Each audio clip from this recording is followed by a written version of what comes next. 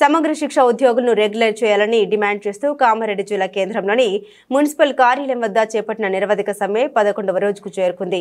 కాగా బోనాలతో పోతురాజు విన్యాసాలతో బోనాలు తీశారు.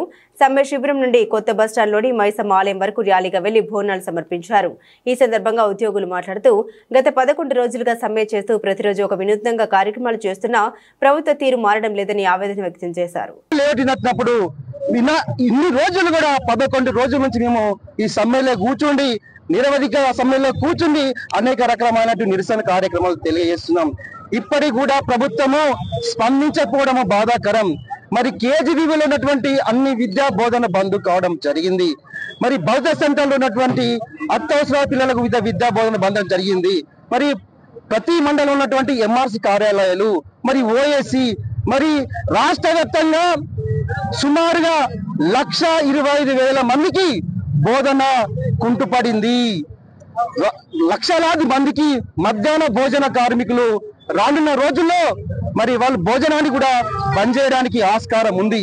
మరి ఇంట్లో పనిచేసే వ్యక్తులు ఈ మధ్యాహ్న భోజన కార్యక్రమాల అది బిల్సు చేయడానికి కూడా సుముఖంగా లేము. మా సమస్యల పట్ల మీరు సానుకూలంగా స్పందించాలని మేము కోరుతున్నాం. ముఖ్యమంత్రి గారు మీరు ఇచ్చినటువంటి హామీని నెరవేర్చకపోతే సరిగ్గా మైసమ్మ సాక్షిగా ఈ రోజు బోనాలు తీస్తున్నాం. ఆ పోలేరమ్మ సాక్షిగా పోతరాజు సాక్షిగా మేమేంటో ఈ సమగ్ర శిక్ష ఉద్యోగుల సత్తా ఏంటో మీకు సుక్కలు చూపించే రోజు తక్షణమే వస్తుంది. ముఖ్యమంత్రి గారు మరి మంత్రులు సహా మాకు హామీ ఇచ్చినారు. దశాబ్దాల పోరాటంలో పాలకులు పాలన మారినా మా బాధలు మారలేవు, మా సమస్యలు పరిష్కారం కాలేదు. ఈ రోజు పాఠాలు చెప్పుకుంటే ఉపాధ్యాయులు నడి రోడ్లో ఈడ్చుకొచ్చి నడి రోజులో భోజనం చేసి ఇలాంటి రకరకాల నిరసన కార్యక్రమాలు చేస్తున్నా మీరు స్పందించకపోవడం ఇది ఆశాపదికరం. ఇప్పటికే మా న్యాయమైనటువంటి డిమాండ్లు పరిష్కారం చేసి మమ్మల్ని రెగ్యులర్ చేయాల్సిన అవసరం ఎంతైనా ఉన్నది. లేని చోట ఇక్కడి నుంచే అన్ని రాష్ట్రాల్లో ఉన్న అన్ని జిల్లాలు కూడా మరింత ఉద్యమాన్ని ముందుకు తీసుకొచ్చే ప్రయత్నం చేస్తామని మీకు ముఖ్యమంత్రి గారికి సమయంగా వేడుకుంటున్నాము. ఎస్ఎస్ఏ ఉద్యోగుల ఐక్యత. 11వ రోజు భాగంగా మేము ఈ రోజు బోనాల పండుగ నిర్వహించడం జరిగింది. మా ముఖ్యమైన డిమాండ్ ఒకటే సార్, క్రమబద్ధీకరణ చేయడం అనేది మాకు చాలా ముఖ్యమైన విషయం. 15 సంవత్సరాలుగా మేము ఇదే వింగ్ లో పనిచేస్తున్నాము. 14 రకాల వింగులు మా దాంట్లో పనిచేస్తున్నాయి. మమ్మల్ని అందరినీ క్రమబద్ధీకరణ చేసి మమ్మల్ని బడిలో చెప్పుకోవాల్సిన పాఠాలు మేము రోడ్డు మీదకి వచ్చి చేస్తున్నాము.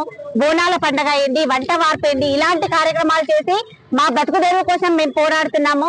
విద్యార్థులను సైతం మీరు లెక్క చేయడం లేదు. గవర్నమెంట్ దగ్గర మాకు చాలా బాధ అనిపించేది ఏంటంటే మేము పోతే బోరి కనీసం విద్యార్థులను చూసే బాధ కూడా లేకుండా అయిపోయింది.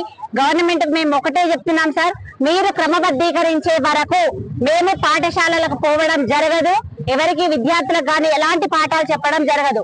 ఇక 2 రోజులు కనుక గవర్నమెంట్ ఎలాంటి స్పందన లేకపోతే మేము మొత్తం తాళాలను ఇచ్చేసి రోడ్డు మీద మొత్తం విద్యార్థులతో సహా బైఠాయించే పరిస్థితి జరుగుతుంది.